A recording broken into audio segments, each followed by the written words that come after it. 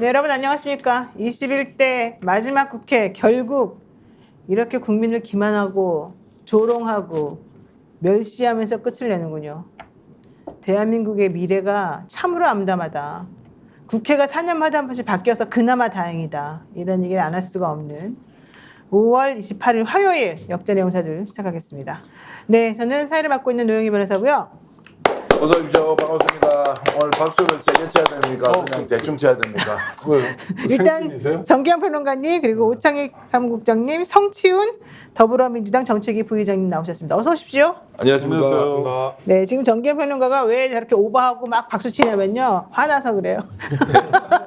저분 화나면 저래요. 자, 왜 그러셨습니까? 네. 아니 오늘 결과 보니까 그래도 190 한 5까지는 안 가겠나 생각했는데 안 되더라도 아슬아슬하게 그렇죠. 부결할 줄 알았는데 저는 국민의힘 의원들도 바깥으로는 찬성하겠다 이 사람들도 안 온 사람이 있는 것 같고요. 또 범야권에서도 평소 자신의 뭐 소신과 달리 기분 나빠서 안 듣는 사람도 있지 않느냐 이제 이래서 179인데 민주당은 지금 격앙돼 있더라고요. 네. 민주당은 격앙돼 있어서 이거 절대로 이대로 물러서지 않는다라고 하면서 오늘도 전의를 불태우고 있던데요. 아유, 저는 축하드리겠습니다. 윤석열 대통령님. 역시 당신의 힘은 아직까지 굳건하게 반석 위에 놓여 있구나. 제가 이 말씀 드리고요. 원래 윤가석 의원이 지금 무소속인데 구속이 되어 있기 때문에 295명입니다. 그런데 이수진 의원 공천 안 됐다고 화내서 정말 여러 가지 행동하셨던 그 이수진 의원 이번에 불참하셨습니다. 그래서 294명이 출석을 했죠. 그런데 그 중에서 원래 국민의힘이 113표예요. 근데 111표의 표가 반대를 했다는 거는 결국 국민의힘은 똘똘 뭉쳤다. 이 얘기밖에 안 되는 거고요. 김웅 의원이 나 찬성표 던졌어요라고 본인이 지금 SNS에 썼거든요. 그럼 5명, 김웅, 안철수, 유이돈, 김근태, 최재형 5명 중에 김웅 빼고 나머지 4명이 결국에는 무효 내표와 기권 뭐 이런 거를 무효 내표 이런 했다는 얘기고 찬성 179표 중에 하나가 결과적으로는 야권에서 나왔다. 이런 얘기이거든요. 이거를 어떻게 해석을 해야 될까요, 우리 오창익 국장님? 일단 오늘 표결에도 참석하지 않은 이수진 의원, 아직까지 국회의원이죠, 동작. 이분 이름은 오랫동안 기억해야 될 것 같습니다. 너무 고약해요. 그러니까 본인은 굉장히 훌륭한 의정 활동을 했는지 모르지만 하여튼 공천을 못 받았고 이 과정에서 굉장히 많은 그 불협화음이 들리고 또 굉장히 많은 비난이 있었는데 그건 그렇다 치더라도 선출직 공무원으로서 마지막까지 최선을 다하는 모습을 보여줘야 되는데 최선은 고사하고 다른 사안도 아니라 최상병 특검법 재의결하는 자리에 나오지 않았다는 건 이 양반이 앞으로 정치를 하게 될지 또 뭐 변호사로 또 어떻게 살아갈지 모르지만 이수진 동작이라는 5글자는 좀 기억해야 될 것 같습니다. 정말 잘못한 겁니다. 그리고 예. 네 그리고 저는 아까 전 대표 말씀하신 것처럼 또 노 변호사 말씀하신 것처럼 조금 더 찬성표가 나올 줄 알았어요. 그래도 한 5, 6은 더 나올 줄 알았는데 그야말로 진영에 갇힌 표결, 그야말로 소속된 정당의 당론에 충실한 표결이어서 야 이렇게 자율적으로 자기 머리로 자기 양심에 따라 판단하는 국회의원이 대한민국에 많지 않구나 하는 면에서 좀 절망했습니다. 네, 절망했죠. 이수진 의원. 어떻게 보셨습니까? 오늘 처음 나오셨는데 역전 용사들에는. 뭐 생각보다 너무 안 나왔죠. 뭐 모두가 예상했던 것보다는 그래도 뭐 각자의 매직 넘버가 달랐지만 저는 매직 넘버를 8로 봤는데 8은 무조건 넘을 것이다. 그래서 8표를 넘김으로써 이번에 혹시 국민의 그 뜻과 다르게 부결이 되더라도 22대 국회에서는 구성원이 달라지더라도 그 8표가 가진 좀 상징적 의미로 압박이 더 돼서 무조건 22대 국회에 넘어가기 위해서는 8표에 넘을 것이다라고 예측을 했는데 너무 안 나왔고 자 그러면 뭐 모두 다 분노하고 흥분을 하지만 그럼 이제 우리가 22대 국회에서 이걸 통과시키기 위해서 뭐 어떻게 할 것인가? 저는 한 가지 먼저 말씀을 드리면 이 무효표 4표가 그 4표 중에 의사과에서 발표한 거에 따르면 4표 중 3표가 찬성을 하려다가 무효표가 된 거라고 하지 않습니까? 전 그거부터 바꿔야 된다고 생각해요. 그 너무 구시대적이잖아요. 아직도 쓰다가 괄호 치면은 그걸 무효표 처리하고 무슨 점 하나 더 찍으면 무효표 처리하고 이런 첨예하게 한 표 차이로 뭔가 그 국민의 뜻이 반영이 안 될 수 있는 상황이면 전 이거 제도적으로 좀 정비를 해놓고 22대에 그때도 8표 싸움이 될 거면 이런 사태를 방지하기 위해서 한 표라도 더 찬성을 하려던 표를 무효표가 되는 걸 방지하기 위해서 그런 제도적 정비도 하면서 뭔가 22대를 준비해야 되지 않나 좀 그렇게 보고 있습니다. 저는 근데 솔직히 너무 비겁하다고 생각해요. 자기가 찬성할 거면 하고 안 할 거면 안 하는 거지. 가하고 옆에다 점을 왜 찍어요? 자기가 그러니까 하기 싫다는 거 아니에요? 그게 진짜 뭐 싫어서 점을 찍은 건지 근데 알 수 없어. 그 무책임 뭐 좀 꼼꼼하게 체크하지 못한 무책임함도 있죠. 그럼 괄호는 외쳐요. 아니 그러니까 아니 괄호는 외쳐요. 점은 그렇다고 치더라도 괄호는 성 외쳐요. 부회장님 말씀이 맞아요. 전 동의합니다. 그래서 국회의원 새로 시작하는 사람들 같은 경우에 교육도 해야 되고 그렇죠. 초기에 혼란이 있으니까 이 국민들의 민의가 제대로 반영되지 않는 구조에 대해서 고칠 필요가 있는데 그걸 요번 표결에 얘기하기는 좀 아쉬운 게 이분들 4년 동안 해 드신 분들이거든요. 숱한 투표를 했는데 이제 와서 그 맨 마지막 4년의 맨 마지막 투표를 뭐 점을 찍었다 무슨 유행가 가사 쓰는 것도 아니고요. 그건 정말 의원 자질이 없는 거고요. 약간 모욕감 느껴요. 아, 난 너무 기분 나빠요. 그러니까 차라리 장난치는 거 같아요. 반대하든지, 그러니까요. 아니면 반대한다 말을 안 하든지, 찬성한다 말을 안 하든지, 뭐 우리 갖고 노는 것도 아니고. 그러니까 자기는 뭐냐면 내 양심은 이쪽으로 기가 움직였는데 막혀. 결과는 그렇지 않아로 느껴져가지고 뭐 하자는 거예요, 진짜. 제가 정말 기분 한말좀 나빴어요. 드리면 성준 박사님 지금 대학에서 정치학 박사로서 강의하시거든요. 네. 국회의원들을 아주 잘 가르치고 있다. 지금 이제 국회의원 수준이 그거밖에 안 아, 되는 이분이 거예요. 가르친 사람들이에요? 그 아, 사람들이? 그러니까 그래요? 책임져야 돼요. 아니. 말씀을 드리자면 어찌됐든 이제 그런 부분이 있긴 하지만 이것 때문에 뭐 예를 들어서 그 기권이 되었다 그리고 무효가 되었다 이제 이런 것 자체가 얼마나 이제 코믹스러운 이야기냐 이제 이런 생각이 들고요. 좀 말이 안 되죠. 사실 투표하는 사람이 그 정도의 주의력이 없는 상태에서 자신의 의사를 행사할 때 가로를 넣어야 되는지 가부를 한글로 해야 되는지 요즘 한자로 하는 거는 봐주는가요? 제가 이제 국회 내부에 이제 저 의사는 모르겠는데 한자는 되는 걸로 알고 있습니다. 그러니까 가짜 한글로 쓰면 네. 되고 이제 가짜를 한문으로 쓰면 되는지 안 되는지 그리고 부자를 못 써가지고 불자를 쓰는 사람도 있어가지고 밑에 부자 써야 틀리는 되는데. 사람 많을 것 같은데요. 그럼 차라리 불을 쓰든지 불을 쓰지 않고 그냥 아니 불자를 써놓고 밑에 붙자려면 입구를 넣어야 되는데 그런 것도 있다니까 정말 자질 문제에 대해서는 21대 국회가 제대로 역할을 못하게 됐고 마지막까지 무효표 내표에 그들의 수준이 드러나 있다 이렇게 말씀드리죠. 야, 근데 진짜 솔직히 자백하세요. 김웅, 안철수, 유희동, 김근태, 최재형 이 중에 누가 무효표 던졌는지 내가 보기에 이 중에 3명은 무효표 던졌네 딱 보니까. 김웅 의원은 본인이 어쨌든 간에 안 던졌다고 지금 얘기를 하고 찬성했다 그러니까 그럼 찬성 179표 중에서 원래 찬성이었다고 생각했는데 우리한테 살짝 말 안 하고 혼자서 반대 던진 그 사람 누군지 진짜 꼭 밝혀냈으면 좋겠고. 아니 솔직히 말하면 되지 왜 치사하게 그래. 나는 솔직히 차라리 이채익 같은 사람은 오히려 이해를 해요. 이채익 의원 같은 경우는 울산인가요? 거기서 원래 처음에 공천 못 받았잖아요 이번에. 자기가 얼마나 난리를 쳤어요. 그럼에도 불구하고 오늘 다음을 물론 노렸겠지만 다른 데를 노렸겠지만 나는 특검법에 반대한다. 차라리 그냥 본인이 욕을 먹거나 말거나 소신이라고 해서 밝혔지 않습니까? 하태경 의원도 그렇고요. 네, 차라리 그런 건 난 이해를 해요. 근데 하겠다고 해놓고는 우리 무기명이라는 걸 딱 이용해가지고 거짓말을 하는데 우리가 못 잡아내겠지? 이렇게 생각하고 안 하는 거. 안철수 의원 솔직히 밝히세요. 자기가 제일 먼저 얘기했잖아요. 꼭 밝혀요. 꼭 밝혀요. 꼭. 그 다음에 최재형 의원도 꼭 밝혀주세요.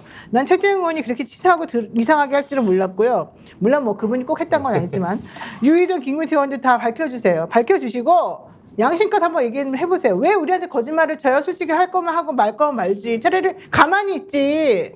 이제 조금 조심해야 되지 않겠습니까? 지금 그 말씀은 우리가 확인하지 않고 그랬을 수 있다는 아니 그러니까 추정을 밝히라고요. 가지고 밝히라고요. 그러니까. 밝혀서 본인이 그러면 찬성했다라고 네, 김웅처럼 하면 끝나는 밝히라고요. 거예요. 네, 김웅은 밝혔잖아요. 예. 끝까지 그 자리에도 혼자 남아 있었지만 어쨌든 본인이 SNS 썼어요. 네. 난 찬성표 던졌다. 그리고 지난번 표결 때도 그런 모습을 보여줬으니까 나는 그 신뢰할 말을까지 수 거짓말이라고 있어요. 생각하지 않아요. 그렇게 말하면은 난 그 말 믿겠으니까 실질적으로 무효표 누가 던졌는지 내가 한문을 몰라서 그랬어. 내가 점 찍는 걸 몰라서 그랬어. 차라리 솔직히 말하든지 누군지 한번 말해봐요. 왜 이랬는지. 여기서 한 명을 또 빼주고 싶은 마음이 드는데 누구가 이름 좋은 김근태 의원인데요. 그래요? 아, 이분은 왜냐면 기자회견 해가지고 입장문을 발표했어요. 윤석열 그렇죠. 대통령이 스스로를 돌아보는 계기여야 된다. 당신을 왜 대통령으로 뽑았는지 민주당이 정략적이다 이런 얘기만 하지 말고 하면서 의정활동 마지막으로 자기는 찬성하겠다 그랬거든요. 젊은 의원인데 그래서 이분도 저는 빼도 좋아요. 된다고 이분 생각해요. 뺀다고 치면 그러면 지난번에 또 찬성해가지고 안철수, 넘겼던 네. 아니 찬성해서 넘겼던 네. 그 사람들 중에서 몇 명이 지금 또 마음을 바꿨다는 거잖아요. 그러니까 안철수, 유이동, 최재형은 의심이 야. 간다. 아니라는 걸 노 변호사님 말씀처럼 밝혀라 이런 거죠. 근데 이분들은 어떻게 살았길래 우리가 이렇게 막 격렬하게 의심을 하죠? 아니, 그러니까 제가 궁금한 거 뭐냐면요. 차라리 그냥 당론에 따르거나 그냥 본인이 이 국민의힘과 같은 생각 예. 가지고 있으면 그냥 가만히 있으면 돼요. 우리가 가서 막 목 졸리면서 당신 이번에 어떻게 할 거야? 라고 물어보지 않았잖아요.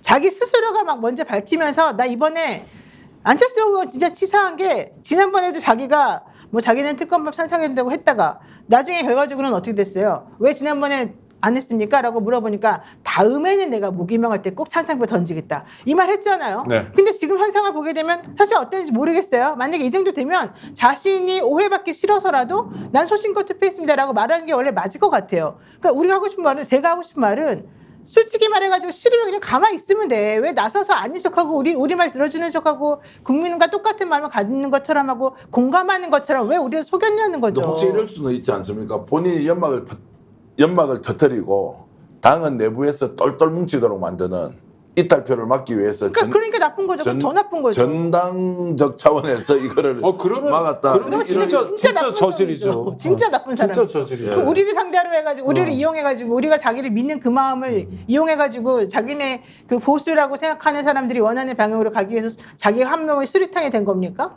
근데 뭐 그 자살 특공대입니까? 그런 본인이? 연막을 필 거면 필 사람이 아니에요. 아니 만약에 본인은. 이 5명이 갑자기 뭐 김웅은 밝혔지만 나머지 4명이 저 찬성표 던졌습니다라고 만약 입장을 밝히게 되면 어떻게 밝혀야죠. 됩니까? 밝혀야죠. 그럼 어떻게 됩니까? 밝히면 난 그 말을 믿을 거예요. 그럼 믿게 되면은 믿고 아마 나머지- 화살이 범야권으로 그렇죠. 가겠죠. 당연히 야권에서 거짓말하는 사람들한테 그럼 가야죠. 야권이 또 분열될 거 아니에요. 뭐가 분열돼요? 이 정도 가지고 분열 안 되고 그렇게 거짓말하는 사람 있으면 나타나서 말을 해야죠. 왜 자기 색출할 수가 없잖아요. 색출을 왜 못해요? 못하죠. 못하는데 색출하는 게 문제는 중요한 게 아니라 이런 사람들은 진짜 더 나빠요. 국민의힘은 차라리 그래도 당론도 그렇고 그들이 원래 그동안 주장해왔던 게 그렇다고 치고 그들이 대통령을 지켜야 된다는 뭐 조금의 그런 뭐 명분이라도 있다고 칩시다. 하지만 만약에 민주당이나 이 진보 계열에 있는 사람들이 지난번에는 통과시켜놓고 이번에 대통령 거부권 행사하는 거에 대해서 반대하고 이런 꼼수를 부리고 장난쳤다 그러면 그 사람들은 진짜 더 나쁜 사람들. 너희 변호사 혹시 민주당 의원 중에서 그렇게 했을 수 있다라고 의심이 되는 사람이 있습니까? 아니, 있죠. 누군지 있습니까? 그러니까 확신이 있으시니까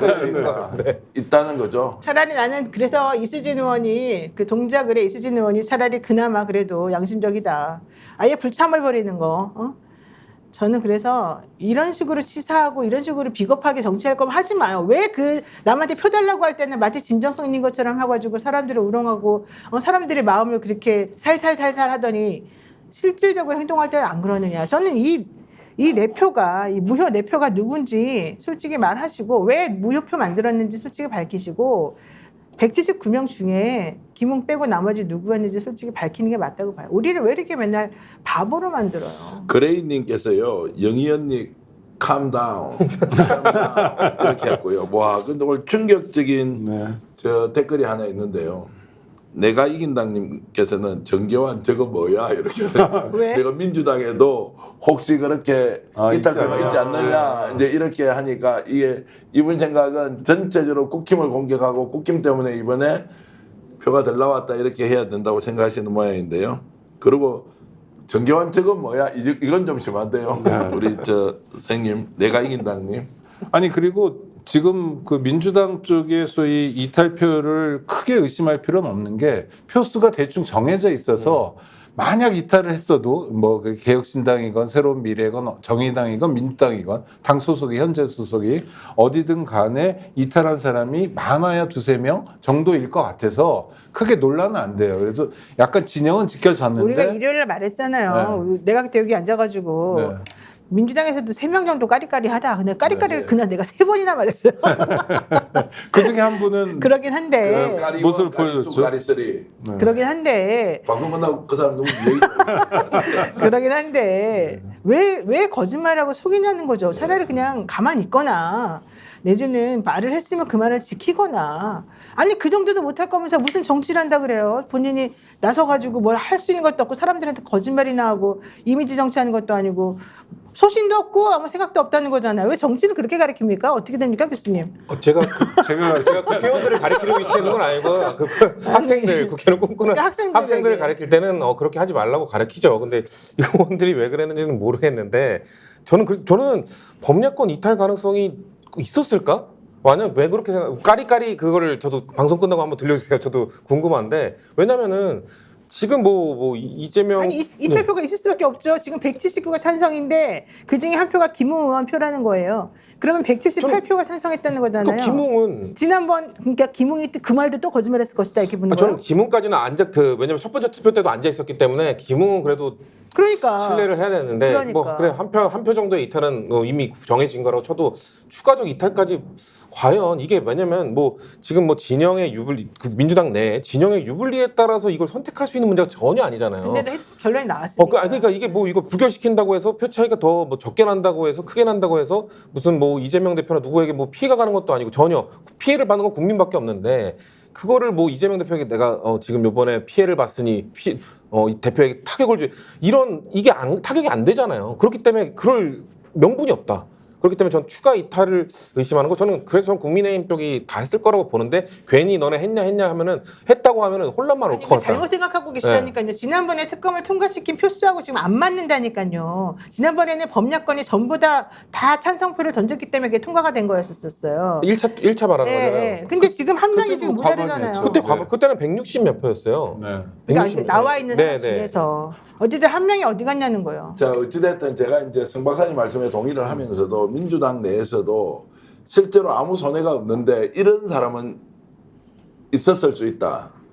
이거 이번에 가결하면 누구 좋아지는 이재명만 좋아지는 거 아니냐. 나 이재명 좋아지는 거 꼴 보기 싫어. 이렇게 하면서 익히 그렇게 할 수 있다고 제가 정말 보수 정당의 TK에서 기득권 구조가 얼마나 심하냐. 그보다 더 심한 지역이 있죠. 제가 늘 비판하는데 호남 기득권은 다하다.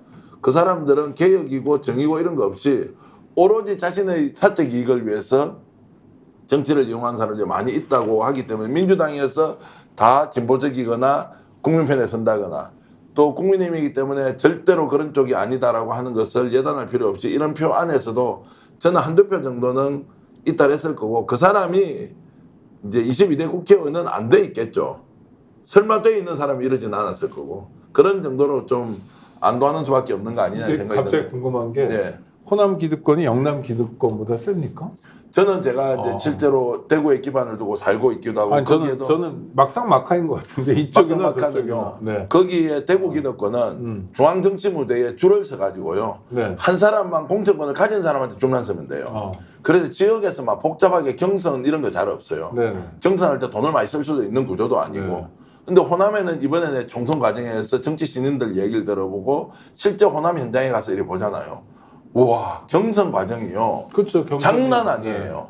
그러니까 돈을 좀 심하게 얘기하면 다 몇 억씩 쓰는 것 같아. 그러니까 돈 없이 양심적으로 정치하려고 하는 젊은 사람은 진입 장벽부터 이게 해결이 안 되는 거예요.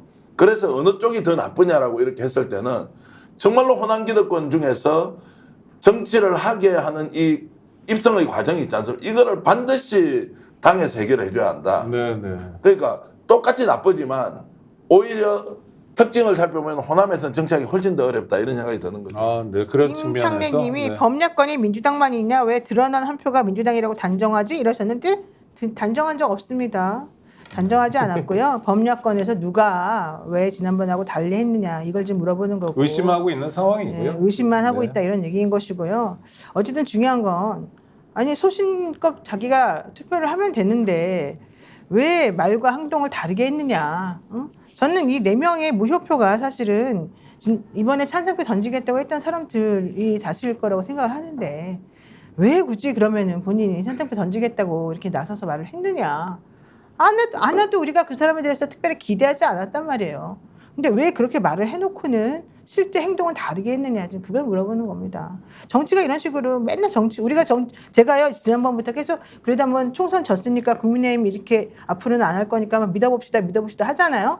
이번에 만약에 제대로 안 하면 다음 국회도 그렇고 앞으로 정치도 그렇고 국민들이 얼마나 못 믿겠나 이런 말 하면서 제가 그동안에 많이 이제 그들을 좀 뭔가 이렇게 좀 믿어주는 쪽으로 말을 했더니 저보고 항상 하는 말이 노영이 순진하다. 그러니까 네가 정치를 모르지. 맨날 이런 말이 들어왔어요. 노임 여사 평소에 저한테 그런 얘기 자주 해요. 순진하다. 그런데 그런 말을 들어도 저는 그래도 믿고 싶었다는 것이죠. 근데 결국은 또 이런 결과를 보니까 야 역시 진짜 정치는 믿으면 안 되겠구나. 제가 얼마나 바보였냐면요. 아까 그 생방송으로 막 중계를 하면서 네. 가슴이 진짜 떨려요. 이게 그게 왜 표현하기 바보예요? 바보지. 아니, 왜냐면 당연히, 다른 아니, 사람 다 알고 있었는데 혹시 시민으로서 이게 그다음에 젊은이들이 그렇게 군대 가서 죽으면 안 된다는 기본적인 상식을 가진 사람 당연히 저도 떨렸어요. 저는 예. 부결될 거 마찬가지 부결될 것 같았는데 또 혹시 뭐 얘기가 5명이 아니야 8이야 9이야 이런 얘기들이 자꾸 나오니까 아니 이게 회계라는 단어도 우리가 알고 개과천선이라는 단어도 알고 마지막이니까 그래도 군대 갔다 온 사람으로서 또 자식을 군대 보내야 되는 사람으로서 뭔가 어떤 선택을 할 수도 있는 거 아닐까? 야 정말 기가 막힌 일이 마지막에 벌어지는 건 아닐까라는 기대에 있었죠. 그 떨렸어요. 근데 결과를 보니까 참 아니 네. 국민의힘에서도 이번에는 10명 정도는 이탈표 나올 거라고 다 그랬어요. 우리만 그런 게 그러니까요. 아니고 왜냐하면 진짜 접촉을 했고 그 접촉했던 사람들이 생각 중입니다.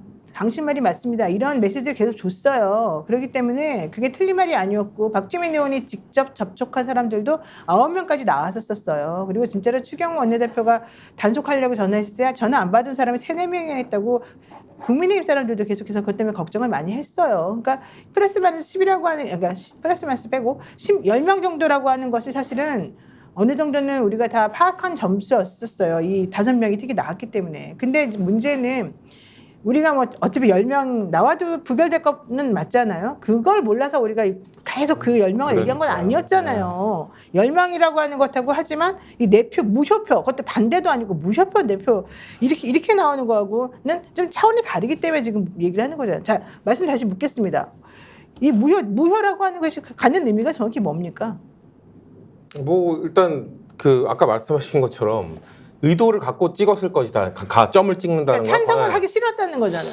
그러니까 그게 저는 그 작년으로 좀 돌아가 보면 그 체포동의안 때 이거를 잘못 써서 2표 갖고 그 끝까지 논쟁을 하다 좀 시간이 길어졌잖아요. 네. 그러니까 그게 자질 문제다, 교육이 안 된 문제다 이렇게 평가를 할 수도 있는데 의원들이 이렇게 재의결을 통해서 무기명 가부를 하는 투표가 그렇게 많지 않아요.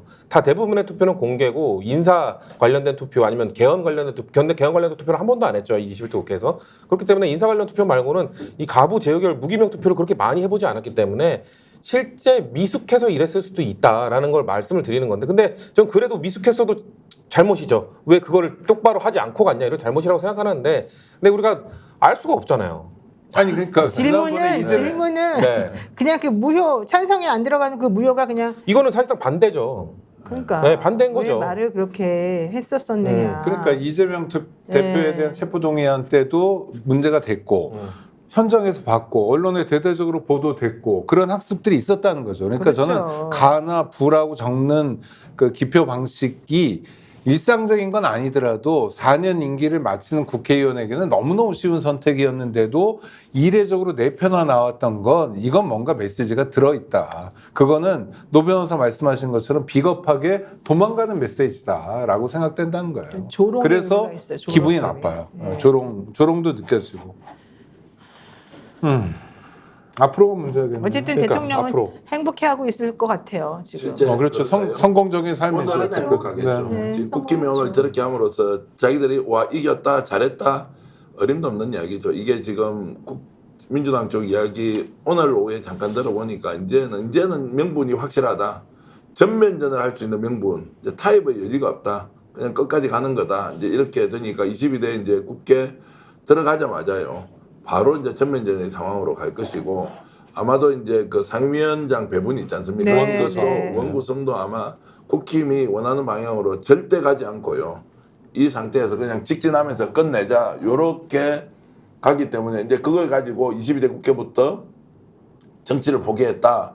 정쟁으로 몰고 간다고 비난하겠지만 국민들이 그걸 얼마나 이제 호응을 해줄지는 국힘이 받아야 되는 이제 화살이 정말로 이제 한두 가지가 아니고 뭐 수십 수백 발이 동시에 온다 이렇게 보면 돼요. 아니, 앞으로도 계속해서 거부권을 행사하겠다는 거잖아요. 오늘 나오는 얘기가 전세 피해자 관련해서도 그 기금에서 먼저 정말 없는 사람들 먼저 좀 주고 구상권은 있는 사람들한테 나중에 나라가 니네가 좀 받아줘라. 재판하기 너무 힘드니까 그것도 싫다는 거잖아요. 여당에서는 결과론적으로 이런 식으로 표결 결과가 나오는 걸 보면요.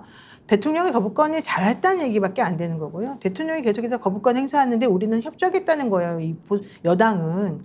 그럼 그걸 바라보게 되면은 결국 힘으로 아무리 민주당 아무리 국민들이 원해도 힘을 가지고 있는 결정권자가 특히 거부권이라고 하는 걸 가지고 있는 사람이 자기 한번 마음 먹으면 우리가 아무것도 바꿀 수가 없다는 걸 결국 알게 되는 거고 헌법을 바꿔버려야 돼요. 결론적으로 이 대통령의 제2요구권은 헌법에 있기 때문에 네. 이번에 개헌하면서 임기 얘기 자꾸 하지 말고 임기도 뭐 필요하겠지만 저는 이 거부권 행사에 대해서 제한을 두는 법안을 꼭 만들어야 된다. 이거 갈주 TV님이 안경 낀 젊은 분 누구라고 물음표를 다셔서 오창익이라고 말할 수는 없고 성치훈 더불어민주당 정책위 부의장님입니다. 오늘 처음 오셔가지고 네, 명지대 개건 교수님이십니다. 네, 인사 정치학 한번 박사. 하시죠 우리 다시 구독자들께. 하세요? 네. 아까 예, 했는데. 성치훈이라고 합니다. 반갑습니다. 네. 빅스 여기 역전영상은 처음 나왔는데요. 오늘 뭐 우리 근데 좀 이렇게 뭐 웃으면서 인사할 분위기는 아닌 것 같아서 논평으로 인사드리도록 하겠습니다. 근데 네. 그럴 땐 인사를요. 예. 울면서도 웃으면서 하세요. 아직 제가 소개를 좀 해드리면 이번에 민주당의 서대문갑에 마지막에 청년 후보로 뽑혔다가 불운하게도 특수한 상황이 생겨서 그냥 이번에 국회 입성을 못했는데 아주 유능한 정치 정황생이고요. 그 연세대학교에서 공대를 나오고요. 석박사를 정치학을 했습니다. 그래서 정치학 박사이면서 총학생회장 출신인데 아 문과 이과를 다 하셨군요. 그러니까요. 어휴, 네. 그래서 연세대 다닐 때는 인기가 엄청 좋았다고 하던데 지금 현재 역전의 용사들에서는 그렇게 인기가 높아 보이지 않습니다. 이제 인지도가 없고. 시작이니까요. 네. 처음 나오셨으니까. 아니 이제. 노영 변호사가 계속 공격을 하던데 그런데 절대 주눅 들면 안 돼요. 저는 매일 그렇게 당해요. 뭐 잘 버텨보겠습니다. 아니, 우리 전 대표 말씀대로 이제 가장 사람들이 주목할 건 원구성인데 저는 민주당이 특히 원내대표도 박찬대 의원이 조금 결기를 보이고 있으니까 원구성을 정말 원칙적으로 했으면 좋겠습니다. 원구성을 원칙적으로 하는 걸 봐야 국민들이 이번 총선에서 정권을 심판했던 것을 구현할 수 있는 그야말로 정치의 효능감을 느낄 수 있을 테니까요. 민주당 이번엔 좀 제대로 정말 본때 있게 한번 했으면 좋겠습니다. 급하게 밀기님이 난 지금 정기현 평론가가 말하는 민주당이 전투적으로 나온다는 거 전혀 믿지 않습니다. 네. 동감 안 합니다 이러셨는데 왜 그러실까요? 뭐 제가 계속 싸우겠습니다. 그러니까 전투적으로 하지 않는 의원 한 사람 한 사람을 찾아가지고요. 우리가 할 수 있는 거는 지금 이 순간에도 동지접속 이렇게 많이 해주시고 오늘 밤까지 하면 한 10만 명 정도 보실 건데 계속 우리는 싸우겠습니다. 민주당은 해야 한다가 아니라 할 것이다. 해야 한다.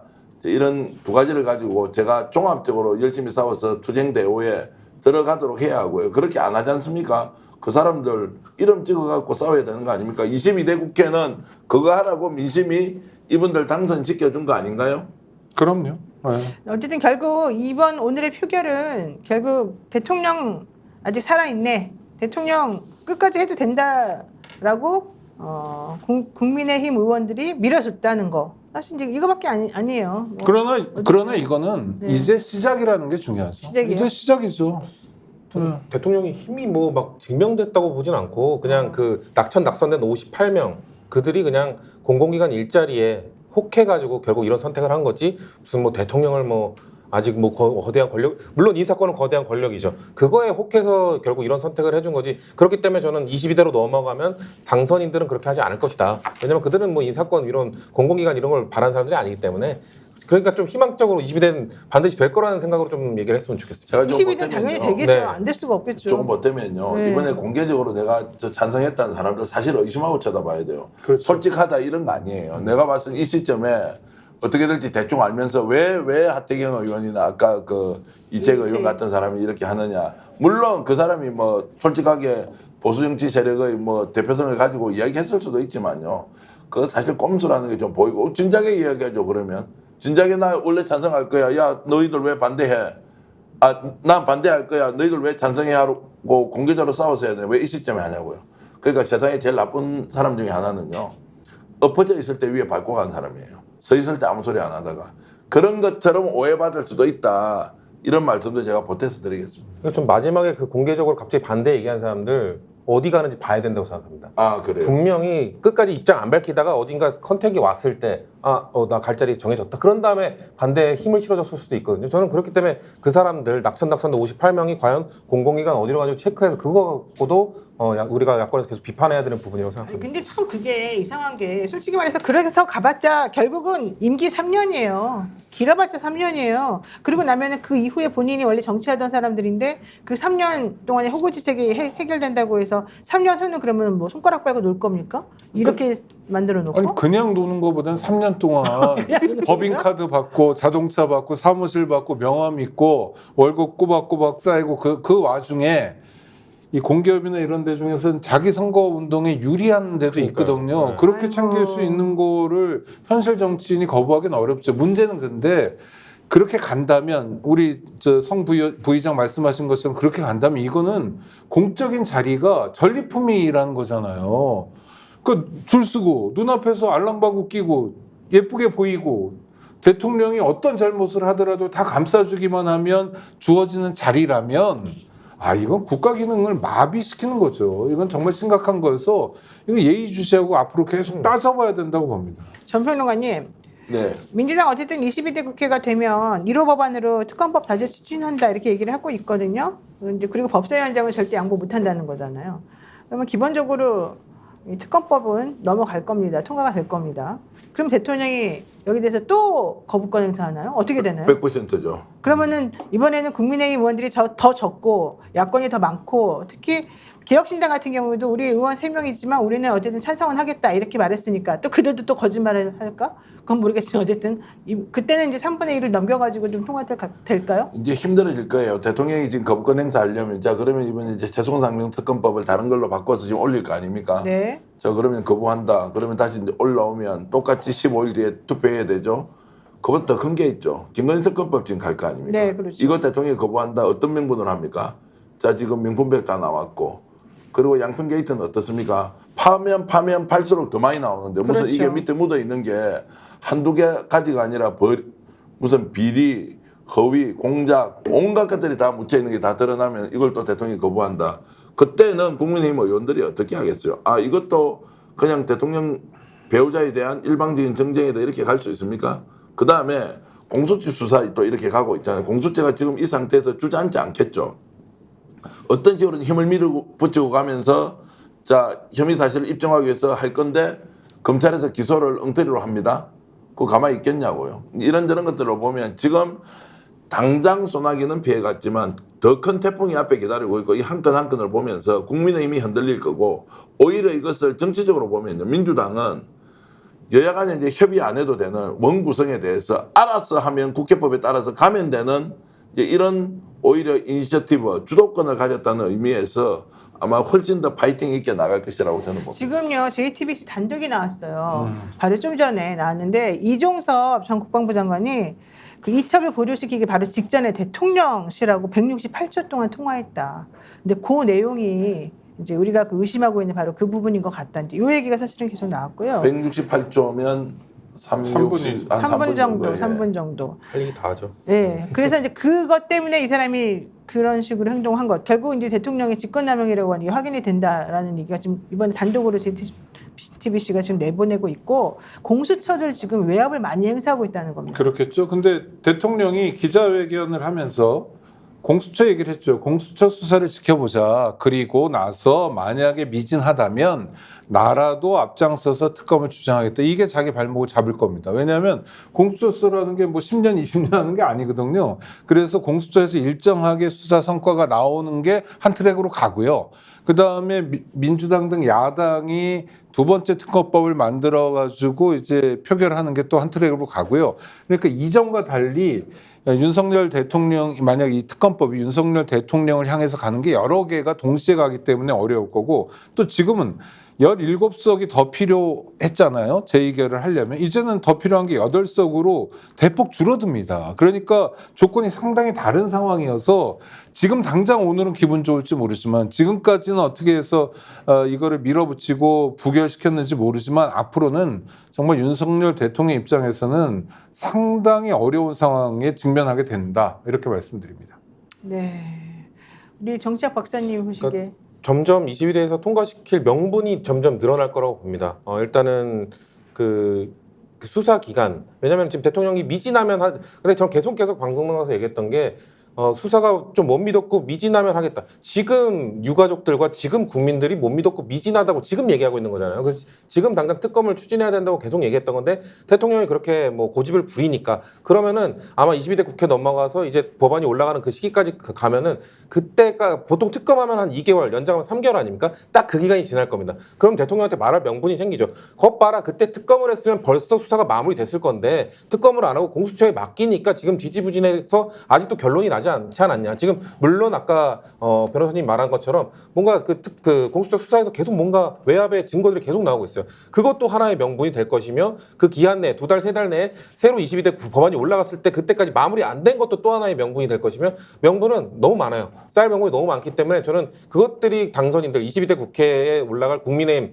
여당 의원들에게도 분명히 압박이 될 거기 때문에 저는 그때 되면 충분히 명분이 쌓여서 통과될 가능성이 훨씬 높아질 거라고 봅니다. 네, 지금 그 조국혁신당의 황운하 원내대표도 이거 진짜 다시 한번 잘 해가지고 통과시켜서 좀 이 상황을 좀 보여줘야 된다. 우리 힘을 보여줘야 된다. 이제 이런 얘기를 했는데요. 이렇게 되면 조국혁신당, 민주당, 그리고 나머지 뭐 개혁신당, 뭐 이런 분들 다 합쳐가지고 결국은 밀어붙이겠다는 얘기지 않습니까?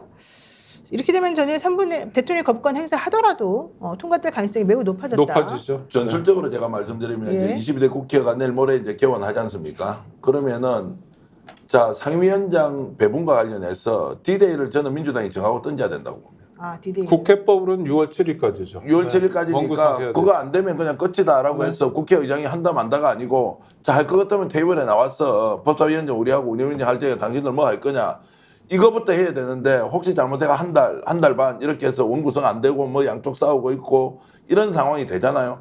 그러면 또 그걸 쳐다보는 국민들이 지쳐버릴 건데 지금은 오히려 그 박찬대 원내대표가 정확하게 원구성 협상하자. D-Day는 일주일이다. 자, 밤을 새든 말든 이야기하자. 민의는 이렇다라고 해서 국민들한테 알려주고 명분을 확보하고 가야 되는데 이거 그냥 자칫 잘못하고 한 달 간다 이러면 저는 안 된다고 봅니다. 네. 그러면 장애투쟁을 또 새로 시작해야 되는 거예요? 우리가 또? 아니요. 우리가 장애투쟁에 이제 그렇게 가면은 이제 지금 민주당이 국민들이 바라는 말을 못하면 아까 얘기했죠. 한 사람은 한 끌어내가 박찬대면 어떻고 김개똥이면 어때요? 물론 내가 왜 이렇게 하냐고 따져야 되죠. 그럼요. 자, 국회의장 문제는 이렇게 넘어갔단 말이에요. 네. 이걸 가지고 지금 원구성 협의를 못 해가지고 국회가 진행해야 할 특검 추진을 못하고 국정조사 못하고 다 못하고 자빠져 있는데 이유가 뭐야 하니까 여야 협의가 안 돼요. 그럼 그분 한 분 있잖아요. 김모 의장이라고. 네. 그런 식으로 어떻게 국회 운영을 하냐고요. 어쨌든 그분이 드디어 집에 가시죠 이제 김모 의장님은. 네. 네. 다행입니다. 해외 가지 않을까 싶은데 네. 어쨌든 중요한 건 이 거부권을 이렇게 막무가내로 행사하는데 이거를 이렇게까지 못 막나 참 진짜 신기한 일인데 개헌을 논의하려면 이 거부권에 대한 얘기를 분명히 하고 넘어가야 되거든요. 그러니까 대통령이 그렇게 하잖아요. 그리고 지금 자 여당 의원들한테 자 거부권을 활용하라 그러잖아요. 이거는 네. 원래 거부권의 제도도 아니고 정작 뭐 박사가 더 잘 아시겠지만 자 이 상황에서 그러면 야당이 어떻게 해요? 거부권 행사를 전제로 밀어붙이고 가서 어쨌든 승부를 봐야 되는 거예요. 그때 민심이 어떻게 돌아가는지가 그 기준이 되는 거지 뭐 다른 게 어디 있어요. 지금은 국회가 정상화돼 있고 정치가 정상화돼 있느냐 국정 운영이 정상화돼 있느냐 아무것도 안 돼 있는데 어떻게 할 거예요. 힘으로 가서 하는 수밖에 없지. 근데 왜 개헌론을 얘기하는 사람들은 이 거부권을 좀 제한하는 방향, 특히 자기 가족과 관련된 문제에 대해서는 거부권 행사하지 못하도록 하는 그런 얘기를 하지를 않고 맨날 임기 단축만 얘기하느냐. 대통령의 거부권 우리가 보통 공부할 때 고도의 정치적 행위다 이러면서 우리가 옹호하고 막 그랬었지 않습니까? 왜냐하면 그동안에 그래도 다른 대통령들은 이렇게 자기 개인적인 이득 때문에 거부권 행사한 적이 없어요.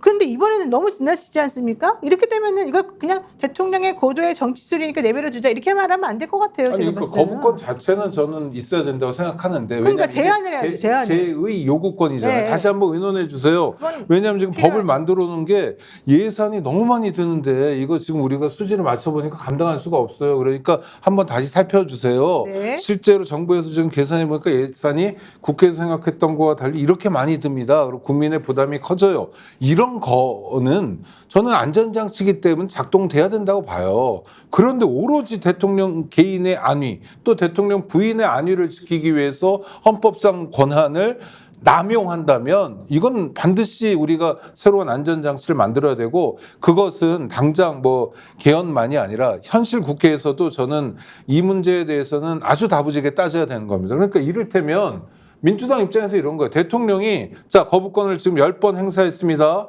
근데 12번, 13번, 14번 계속 거부권 반복적으로 행사하면 우리는 대통령을 인정할 수 없습니다.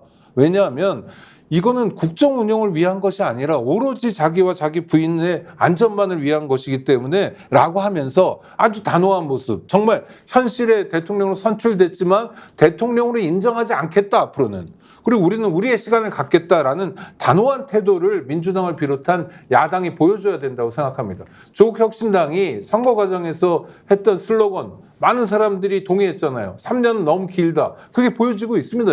3년이 아니라 지금 당장 우리 국민들이 모욕감을 느끼고 있고 지금 당장 우리 젊은 병사들이 죽어가고 있는 상황에서 이 법 하나 통과시키지 못하는 국가 시스템입니다. 저는요 이 거부권을 제가 만약에 입법을 할 수 있는 국회의원이라면 이렇게 바꿀 것 같아요. 거부권 당연히 필요하죠. 헌법상 당연히 있는 걸 뭐라고 하는 게 아닌데 지금 자기의 개인적인 이득과 관련된 부분에서 지나치게 계속해서 방어적으로 모든 것들을 못하게 막아서는 게 문제잖아요. 방패로. 그러니까 대통령이 친인척 비리, 자신을 포함한 친인척 비리와 관련된 특검에 대해서 계속해서 거부권 행사하게 되면 이건 탄핵 요건이다. 아예 그렇게 좀 써주는 거죠, 차라리. 네, 좋습니다. 그런 식으로 네. 바꿔주는 게 나은 거 아니에요? 근데 또 친인척 비리뿐만 아니라 지금 윤석열 대통령은 친인척 자신을 비리 포함한 관련뿐만 아니라 다른 법안도 다 거부권을 너무 많이 행사하고 있잖아요. 거부권 그러니까 남발. 지금 저는 그 거부권 관련된 칼럼 중에 이관우 박사가 쓴 칼럼이 그 표현이 가장 그 와닿았는데, 그러니까 그 소방차가 필요하지 않습니까? 불이 났을 때를 대비해서. 근데 소방차가 있다고 해서 계속 불을 내는 거예요. 소방차 있으니까. 오. 약간 이런 것처럼 거부권을 이렇게 남용하라고 있는 게 아니라 거부권은 정말 필요할 때 브레이크로 쓰라고 소방차처럼. 근데 아 소방차 있으니까 괜찮지 하면서 계속 불 내고 있는 이 사람은 어떻게 할 것인가. 잘못된 거잖아요. 그러니까 이거는 그 당연히 수정을 해야 되는 건데 저는 지금 만약에 이 대통령이 우리가 계속 그 21대 때 거부당한 그 법안들 계속 발의할 거 아닙니까? 네. 그런 것들 계속 법안 거부하고 뭐 전세사기 특별법도 거부한다고 계속 거부해 가면은 이제 저는 그 이름 이승만을 향해 가고 있다 이걸 해도 된다고 생각해요. 이승만 대통령이 역대 대통령 사실 너무 많아서 비교도 안 됐어요. 이승만 대통령이 거부권을 45회 했었거든요. 그때는 정당 정치가 아예 자리 잡지 못했던 시기라서 그리고 이승만 대통령이 그냥 맘대로 하던 시기잖아요. 그때는 이승만이 어느 정도로 맘대로 했냐면 거부권을 행사했다가 재의결돼서 올라온 법안 그때 지방자치 처음 시작하려고 했을 때 네. 그냥 재의결해서 올라온 법안은 그냥 폐기시켰어요. 맞아요. 그러니까 지금 제가 말이 안 되는 건데 그 정도로 아나무인식 국정운영을 했던 이승만도 45회인데 저는 이대로 그냥 가다 보면 노태우는 이미 넘었지 않습니까? 7회? 그러면은 이제 건국 이래 최다의 거부권 행사한 대통령까지 갈 수도 있다. 그 컨셉을 잡는다는 건 좀 표현이 이상하지만 지금 윤석열 대통령이 자기가 그 대통령을 향해 가겠다고 하고 있으니까 우리 그냥 지금 왜냐면 여당이 지금 협의를 안 하잖아요. 대안도 제시하지 않잖아요. 그러면은 우리가 다수의 힘으로 밀어붙이는 게 아니라 저들이 협상에 여지가 없으니까 통과시키는 거다. 그럼 대통령 거부권 이게 쌓여가다 보면 아까 사무총이 말한 것처럼 무슨 대통령을 우리가 인정하지 않겠다고 말할 필요도 없습니다. 국민들이 아니 거부권을 뭐 수십 회, 40회까지 하는 사람이 대통령인가? 라는 알아서 국민들께서 반응하실 것이기 때문에 그냥 우리가 하는 거에 대해서 국민이 원하는 법안 계속 통과시키면서 대통령이 그럼 저쪽에서 또 공격하겠죠. 무슨 탄핵 마일리지 쌓는 거 아니냐? 아니 저희가 쌓았습니까? 대통령이 쌓았지. 그러니까 우리가 할 일을 하면 됩니다. 그냥 22대 우리가 주어진 권한 갖고 할 일을 그냥 차곡차곡 하면은 자연스럽게 저는 이어질 거라고 생각합니다. 이름 없음님이 축구 선수 교체권도 횟수 제한이 있는데 거부권도 연중 횟수 제한을 둬야 됩니다. 말씀하셨는데 좀 동의가 되네요. 전평론가님, 예. 지금 이제 대통령이 국민들이 이렇게 원하는데도 거부권 행사를 할 때 옹호해 준 사람이 어떻게 합니까? 아, 대통령이 그래서 거부권이 있는 거 아니냐 이러지 않습니까?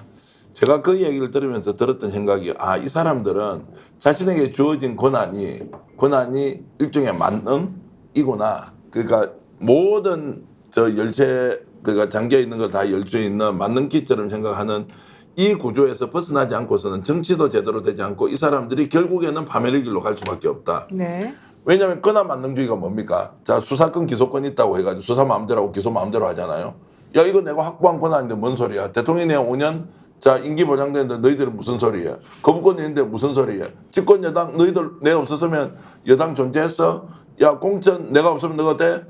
라고 하는 모든 권한이 마치 만능의 열쇠인 것처럼 생각하고 하는 이 행태에서 벗어나지 못하니까 어떤 문제가 생기느냐? 상대 쪽에서는 그러면 이 권한 만능주의가 우리는 분립이라는 삼권이 분립이 되어 있고 네. 견제와 균형의 원리가 작동하는데 어느 한쪽이 자신의 권한을 만능의 키처럼 써버릴 때 어떻게 해야 되느냐? 그때 대화해야 됩니까? 협상해야 됩니까? 열쇠를 뺏어야죠. 뺏고 싸워서 어쨌든 끝을 내야 되는 거죠. 네. 이거를 자초하고 있잖아요. 국힘도 자초하고 대통령도 자초하죠. 제가 좀 100번 양보해가지고 지금 우리가 특검법과 관련된 논의 중에서 상식적으로 관점이 잘못돼서 논쟁할 수 있잖아요. 진짜 그럴 수 있지 않습니까? 이게 그럼, 너무 정파적이다 그럼. 이런 거 네, 있잖아요. 네, 있죠. 가능합니다. 이런 거 같으면 당연히 우리는 동의하지 않지만 싸우진 않죠. 이게 아닌데도 왜 국민의힘이나 보수정치 세력들은 마치 대통령이 거부권을 가지고 있는 것은 본인의 권한 행사라고 보느냐고 그 출발 지점이 거짓과 허위와 조작이 있는데 여기에 대해서 왜 이야기를 하지 않느냐. 그러니까 이것을 끝까지 아니라고 주장할 때는 어떤 선택이냐. 싸우는 거 왜 있냐고. 전면전 왜 있냐고요. 자, 이런 것들을 반드시 인지하고 22대 국회에서 실제로 국민들이 표를 몰아준 이유는 뭡니까? 네. 싸우라고 몰아줬습니까? 협상하라고 몰아줬습니까? 저는 싸움이 우선이다. 네. 싸움 안 하고 협상할 수 있으면 그 다음이 차선이 협상이지 국회라는 공간이 반드시 협상과 타협을 해야 되는 곳이 아니다라는 말씀을 한 번 더 드리겠습니다. 아니 어디 숙박업소에 들어갔는데 그 만능 열쇠가 있잖아요. 마스터키. 필요할 때가 있어요. 불이 났다, 사람을 구한다, 네, 뭐 도둑질을 당했다, 뭐 어쩌고 이런 거 위험을 방지하거나 위험을 제거하기 위해서 그걸 어떤 사람이 권한을 가지고 여는 건 좋은데 내가 들어있는데 궁금해서 보고 싶어서 또는 자기의 어떤 이익 때문에 이 열쇠를 아무데나 쓰면 그 열쇠를 가진 손으로 어떻게 해야 됩니까? 잡아야 되고 네. 열쇠를 뺏어야 돼요. 대통령이 헌법상 거부권이라는 권한을 제대로 사용하지 못해요. 그리고 이것에 대한 이해도 부족한 것 같아요. 아니, 전 그 이전에 법조 출신이라는 사람이 법의 지배, 법치주의에 대한 기본적 이해가 너무 떨어져요. 그래서 실제로 요새는 대통령이 의중을 반영해서 그런지 검찰이나 법무부에서도요, 법의 지배란 말보다 법에 의한 지배, 이런 말을 이상하게 쓰기 시작하더라고요. 이게 무슨 언제 뭐 19세기로 돌아가자는 것도 아니고 그래서 대통령의 자질이 확인되고 있으니 네. 국회는 주눅들지 말고 왜 협치를 안 하냐 왜 국회 운영을 그렇게 하느냐라는 일부 언론의 그 비난에 좌고우면하지 말고 국민들이 원하는 방향으로 이제 가야 됩니다. 그걸 오늘 확인하는 겁니다. 그런데 어제 나경원 당선인 대통령 임기 단축 관련해서 모든 걸 열어놓고 얘기해야 된다. 개헌 얘기하면서 했다가 갑자기 또 말을 싹 바꿔가지고 오늘 페이스북에서는 마치 조금 수습해야 된다는 식으로 행동을 지금 하고 있어요. 이거는 어떻게 봐야 됩니까? 이제 당대표에 대한 생각이 많은 것 같아요. 네. 이쪽 저쪽에 표를 다 얻고 싶은데 대통령이 한동훈은 절대 안 된다는 생각을 가지고 있으니까 내가 어느 정도 중간자 위치에서 당대표하고 차기 서울시장 대권까지 여러 가지를 생각했을 때 적재적소에 필요한 말을 해야 되겠다고 했는데 말이 좀 많이 나갔죠. 왜냐하면 대통령과 정면 반대한다 이러니까 그렇죠. 쏙 들어가 버렸죠. 원래 이런 분 아니었던가요? 원래 오늘 처음 그런 겁니까? 확인했습니까? 그리고 지난번에 그렇게 대통령한테 많이 당하고 네. 억울하게 물러났는데도 지금 또 천연덕스럽게 대통령과 좋은 관계를 유지하면서 당권을 가져가겠다는 것 이런 과정을 통해서 우리는 무엇을 배울 수 있을까요? 야, 이게 삶의 지혜라고 생각해야 됩니까? 아니면 결국 그렇게 살 수밖에 없는 비참한 나의 현실을 스스로 꿀밤을 줘야 되느냐. 네. 저는 나경원 의원 하는 것 잘 모르겠습니다. 실제로 어제 관훈토론 기자회견 이런 것도 보니까요. 사실 보기가 좀 불편하더라고요. 틀린 말이 하나도 없는데 본인의 뜻대로 좀 따라갈 수 없는 인정하기 어려운. 왜냐하면 사람의 말이라는 건 그 사람이 살아왔던 모든 과정이 인정이죠. 담겨 있는 것이고 또 이 말을 들음으로써 앞으로 그 사람이 어떻게 살아갈 것인지를 또 우리가 기대하는 것이기도 한데 단면으로 보면 맞는 말이지만 앞, 뒤 다 종합적으로 살펴보면 아 저런 정치인이었구나 이런 생각이 또 아니, 저는 우리- 나경원 의원 보면은 진짜 겁이 많은가 보다. 솔직히 이 생각 한 번씩 해요. 아니 우리 전계현 대표님 정말 대단한 분 같은 두 가지 의미에서 품성과 상상력. 나경원 의원에게 뭔가를 배울 생각을 하셨다는 게, 야, 그러니까 이게 굉장히 넉넉한 품이거든요. 저는 뭐 초선 때부터 이렇게 보면 별게 많지 않아 보이던데, 하여튼 그런데 저는 이렇게 정치인들이 이런 식으로 간보는 정치는 좀 그만했으면 좋겠어요. 네. 그리고 기본적으로 개헌 같은 건 정말 엄청난 일입니다. 1987년에 개헌하고 이제 못했잖아요. 그 기간이 제가 이 방송 통해서 한두 번 말씀드렸지만 일제강점기보다 훨씬 긴 기간 동안 개헌을 못했어요. 그러니까 아주 중요한 국가적 이벤트입니다. 그리고 국민의 총의를 모아야 돼요. 그런데 이거를 자기 당권과 관련해서 개헌을 이야기하면 이건 정말 엉터리죠. 간을 봐도 어떻게 이렇게 봅니까? 네, 쾌활고 산삼청님, 우리 그 방송에 광고하신 분인데요. 힘내시고 전세사기 특별법도 거부하면 100만 갑시다 이렇게 말씀하셨습니다. 자, 이 말이 맞는 것 같고요. 여러분들 우리 역전의 용사들 보고 계시는 많은 분들 눌러주세요.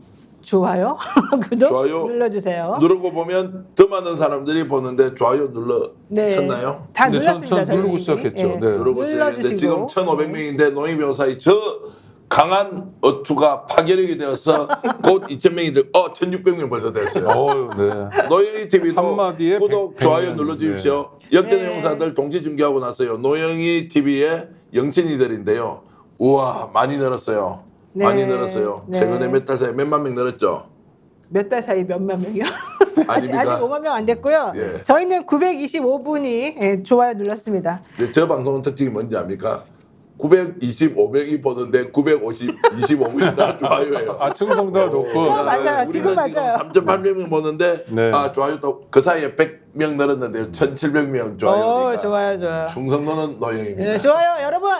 금방 2,000명이 좋아요 한번 누르는 모습을 보고 싶습니다. 꾹꾹꾹꾹 눌러주시기 바랍니다. 저희 정기현 평론가가 계속 쳐다보면서 1분 있다가 확인할 겁니다. 과연 2,000명 됐는지.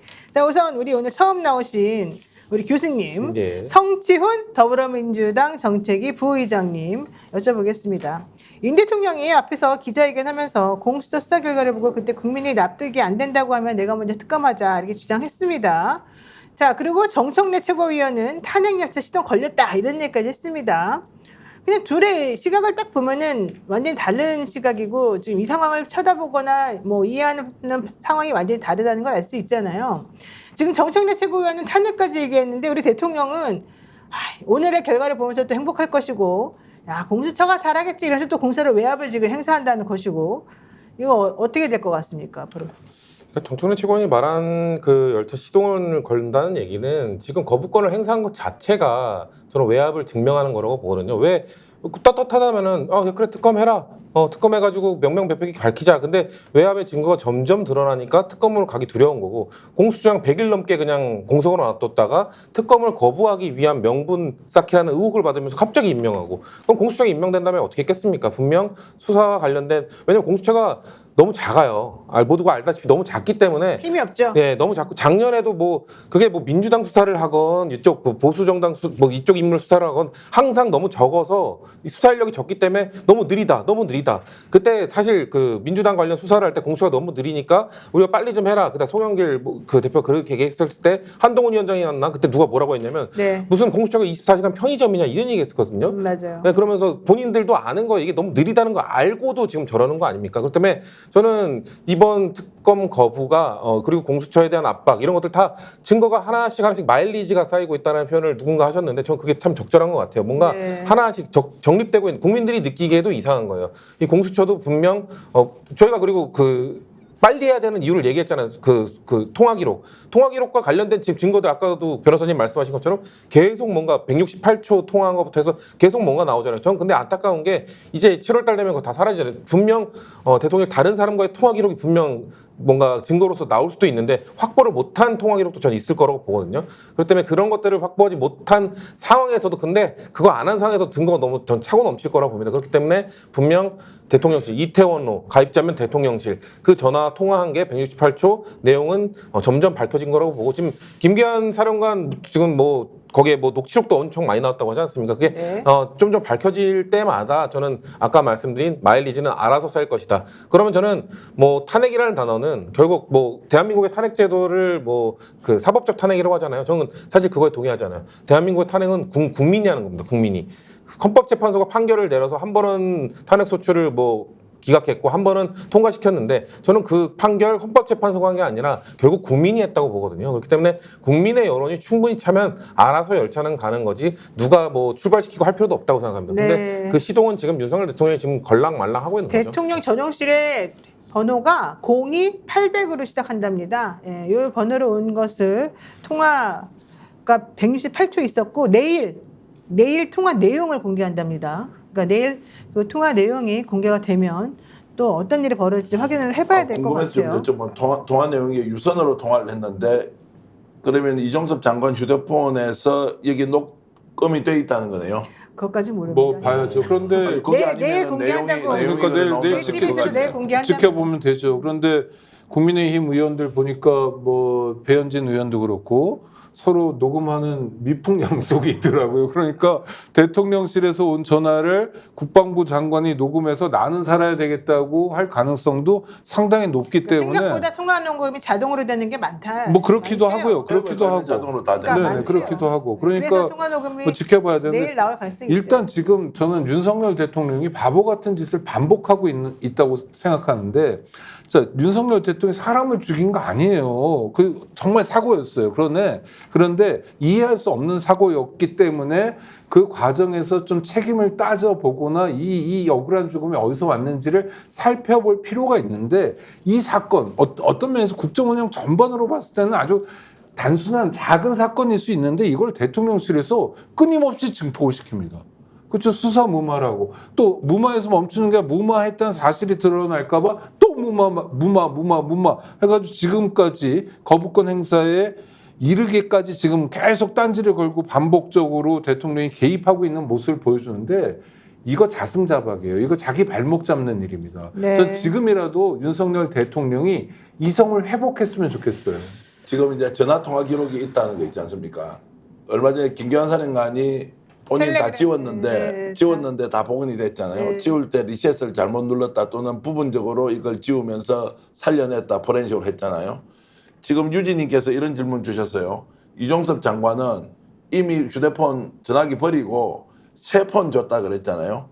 근데 조금 전에 통화 녹취됐다 그랬지 않습니까? 제가 내피셜로 얘기해 볼게요. 얼마 전에 제가 폰을 바꿨거든요.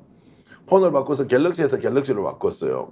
10에서 20인가 뭐 이걸로 하여튼 바꿨는데 그래가지고 이제 없앨 거 없애고 뭐 그대로 다. 그런데 나중에 받아보니까 다 있죠. 100%다 있어요. 맞아. 갤럭시니까 그래요. 이 애플은 이게 약간 구조가 다른 것 같고요. 그래서 엊그제 나온 얘기가 국민의힘에서 혹시 이종섭 장관 이 전화기 지는 바꿨다고 했는데 완전히 다 밀어버리지 않습니까? 그러면 전화번호밖에 안 남아요. 그리고 지금 은행 관련된 계좌 이런 거 보니까요. 아이디 패스워드만 빼면 다 자동으로 다 들어오더라고요. 와, 그런 기능으로 만약에 이종섭 장관이 휴대폰을 바꿨는데 그 기록이 갤럭시에서 그대로 넘어왔다. 그러면 포렌식으로 살릴 수 있거나 저는 노익묘사 조금 전에 딱 말씀하셨던 거 듣자마자 드는 생각이 갤럭시구나. 통화 녹취 기능이 있구나. 자동으로 물어봐야 되고. 되겠네요. 애플은 통화 네. 녹취가 안 되잖아요. 그렇죠. 야, 그런 거 보면은 정말로 무시무시한 증거가 나올 수도 있겠다 이 생각이 그렇죠. 듭니다. 그리고 7월에 통화 기록이 날아간다는 것도 포렌식으로 굉장히 살릴 수 있는 그러니까 포렌식 기술도 한국이 굉장히 발달해가지고 사실은 강제 수사만 제대로 할 수 있으면요. 진 씨를 복원하는 건 너무 쉬운 일입니다. 그리고 이게 뭐 아주 복잡한 사건이 아니거든요. 어느 정도 선에서 누가 구체적으로 어떻게 개입해 들어갔나, 무마를 어떻게 했나를 보면 되기 때문에 수사를 통해서 실현하고자 하는 게 너무 단순해요. 복잡한 사건이 아니에요. 그리고 이것도 생각해 보시죠. 02800으로 오잖아요. 딱 직감적으로 대통령인지 알잖아요. 그러면 자 녹음을 해야 됩니까? 안 해야 됩니까? 왜냐면 지시사항이 내려오니까. 이거는 그냥 무시하고 갈 수가 없어요. 박근혜 대통령 때 나온 증거들이 다 그런 것 때문에 그래서 만들어졌잖아요. 그분이 이번에 또 뽑혀갔잖아요. 다시. 네. 이분이 충실하게 뽑아놓고 말이 안 되는 그 정호성. 인사의 소유자가 됐는데 네, 네. 거기도 대통령 또는 대통령실에서 나오는 청와대 지시사항을 기억을 잊어버리지 정확하게 않게. 하고 메모보다는 더 정확하게 녹음이 돼서 녹음을 했기 때문에 이종섭 장관이 대통령실의 국방비서관 또는 뭐 공직기강 쪽에서 온 전화 누군가의 전화를 받아서 했을 수도 있다. 더 심하게 이야기하면 그분이 전화하는 거를 녹음해놨을 수도 있다라고 제가 뭐 내피셜로 말씀을 그거야 드리겠습니다. 뭐 내일 한번 지켜보도록 하고요. 중요한 문제는 대통령실과 국방부 장관이 통화했다는 게 알려졌다. 통화한 시간이 뭐 180 몇 초가 알려졌다. 이거예요. 그러니까 그냥 햇빛이 비친다고 하면 눈으로 막으면 어떻게 뭐가 바뀝니까? 이런 바보 같은 짓을 왜 반복하세요?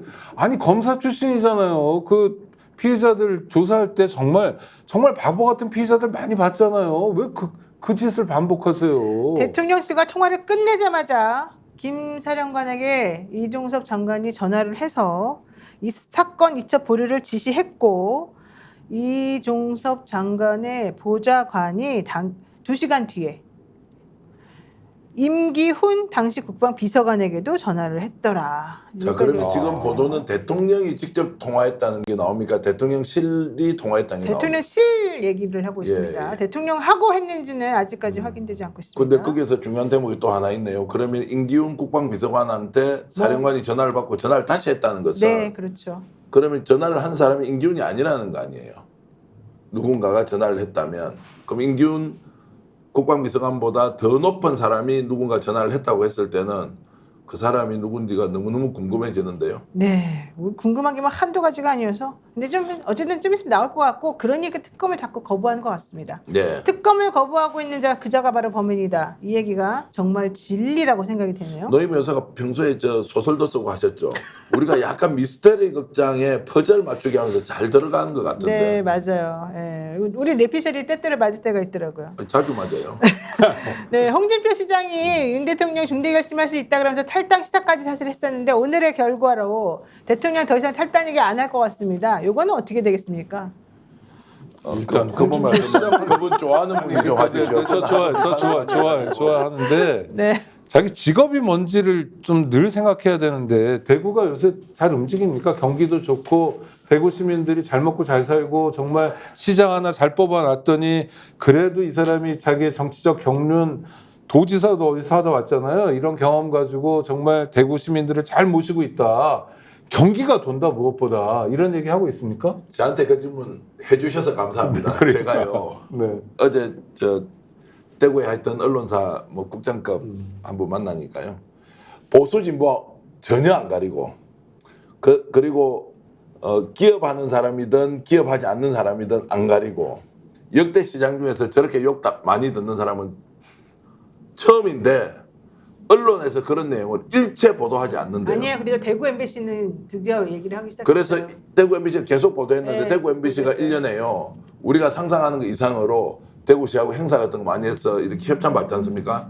그게 지금 1년 넘게 완전히 끊겼고요. 아, 보복당하는군요. 완전 네. 보복이죠. 그 금액이 하여튼 뭐 여러 사람 월급 나올 정도겠죠. 뭐. 훨씬 많죠. 네. 언론사에 보통 10억, 20억 주는 데도 네, 있으니까 일체 주지 않고요. 끝까지 주지 않고요. 그 자기 돈입니까? 그 돈이? 그런데 자기 돈처럼 하고 거기에 그러니까요. 다른 언론사가 가가지고 또 자기들이 좀 더 받아가겠다고 로비도 하고.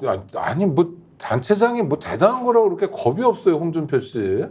아니 지 돈도 그러니까요. 아닌데. 자기 돈처럼 쓰니까 그러니까요. 이거 아까 그 박정희 동상에 14억 쓴다는 거 아닙니까? 아 그다음에 그것도 퀴어 축제 대박 가지고도 난리인데요. 재판에서 졌잖아요. 난린데도 여론조사 해보라 그래요. 박경동 할까 말까 하면 네. 여론조사 그럼 60, 70% 나온다고 해요. 야, 지금 더 중요한 얘기 나옵니다. 써니님. 지금 MBC에서요 나왔는데요. 보도가요. 단독으로 나온 보도가 뭐냐면 윤 대통령 개인 번호와 3번 통화했다. 이런 얘기가 지금 나왔다고 그러고요.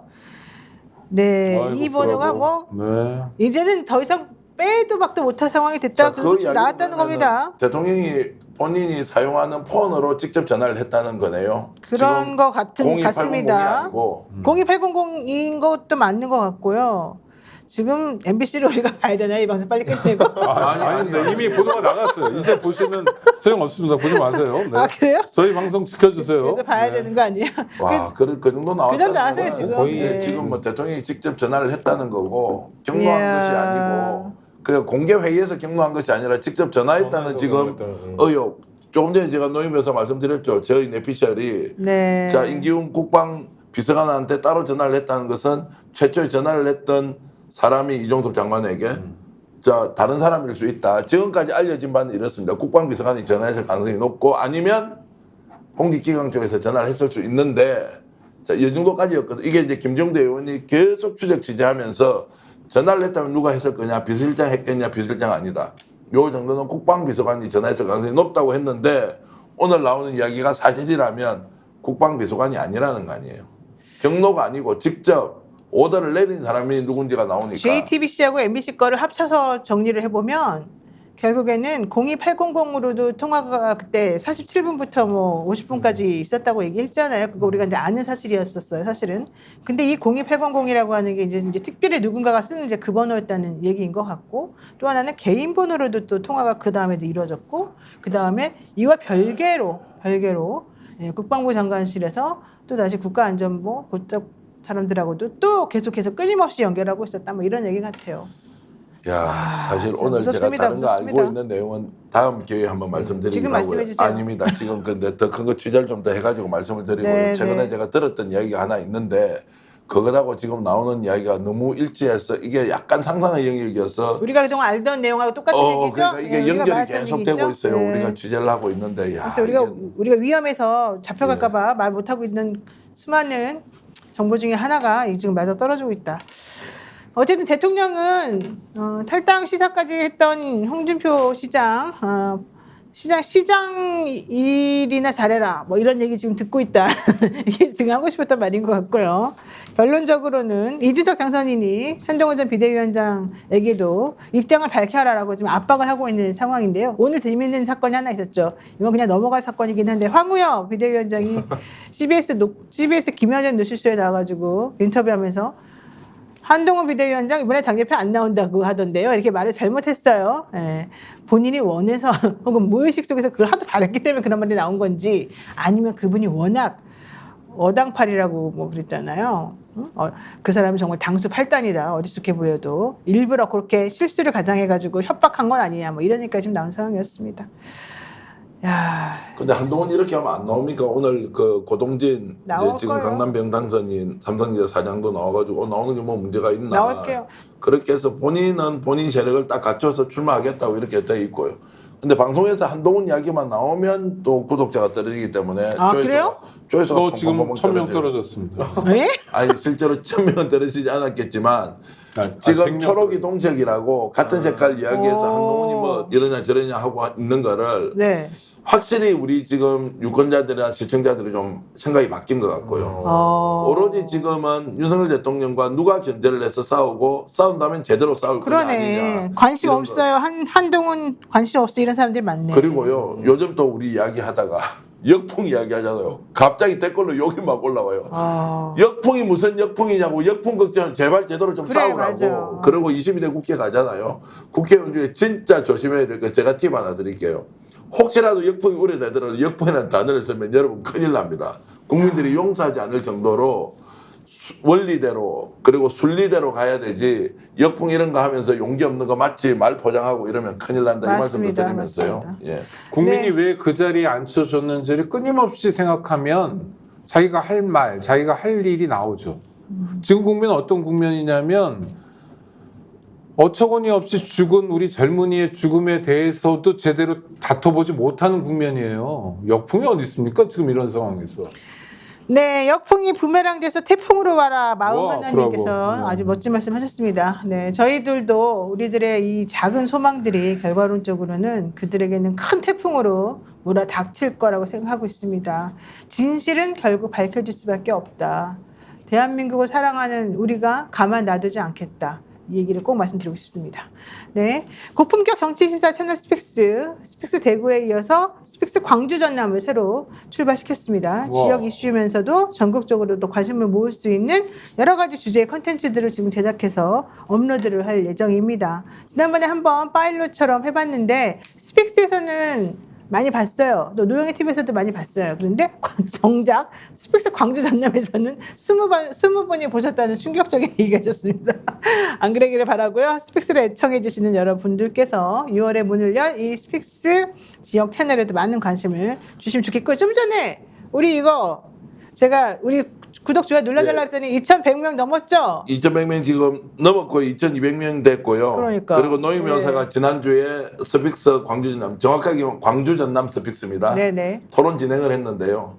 스픽스와 광주 전남 스픽스가 동시 송출했는데 스픽스는 10만 회가 나왔고요. 오, 많이 나왔네요. 광주 전남 스픽스는 200회가 나와가지고요. 네, 이제 시작이 그래서 됐죠. 여러분들 네. 지금 구독자 한 40명 정도 돼 있던데 광주 전남 스픽스 네. 꼭 들어가셔서 한 1년 전부터 했던 대구 경북 스픽스는 지금 구독자가 11만 명이 넘는데요. 지역 로컬의 전국적 이슈를 다루는 방송으로 가니까 오늘 이 프로그램 시청해 주신 여러분 광주 전남 스픽스에 구독 눌러주시고 거기에 올라와 있는 프로그램 한 5개 있습니다. 꼭 좀 네. 봐주시면 고맙겠습니다. 네, 구독, 좋아요 눌러주셔서 감사드립니다. 네, 저희는 맨날 눌러달라고만 하고 고마운 줄을 모르니까 앞으로는 열심히 인사드리도록 하겠습니다. 네, 그런 의미에서 너그러운 마음으로 여러분들도 기분 좋게 한우 회식 대구 명소 한번 방문해 주십시오. 경성 한우입니다. 대구 죽전 내거리 용산 자이몰에 위치하고 있습니다. 원뿔 한우가 100g에 9,900원입니다. 네, 여기는 상차림비가 따로 있는 아주 가성비 좋은 그런 정육 가게도 같이 하고 있는 곳이니까 아마 싱싱한 그런 고기를 편하게 드실 수 있을 것 같습니다. 경성 한우 죽전 내거리 용산 자이몰에 있고요. 053-573-8900번 573-8900번 근처에 계신 분들은 여기 빨리 가셔서 한번 회식 한번 하시기 바랍니다. 네, 오늘 저희 스픽스 역전의 용사들 여기까지 마치겠습니다. 오늘 또 시청해 주셔서 감사드리고요. 오늘 처음 나오신 우리 박사님 앞으로 또 자주 뵙게 되기를 바라겠습니다. 네, 여러분 모두 고맙습니다. 역전의 용사들!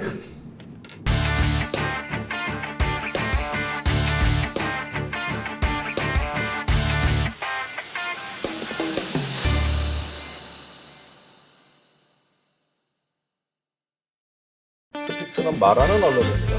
대세는 유튜브, 그중에서 스픽스. 좋아요, 댓글, 구독, 알림 설정. 여러분이 저희를 사랑해 주시고 우리가 여러분을 사랑하는 4가지 방법입니다.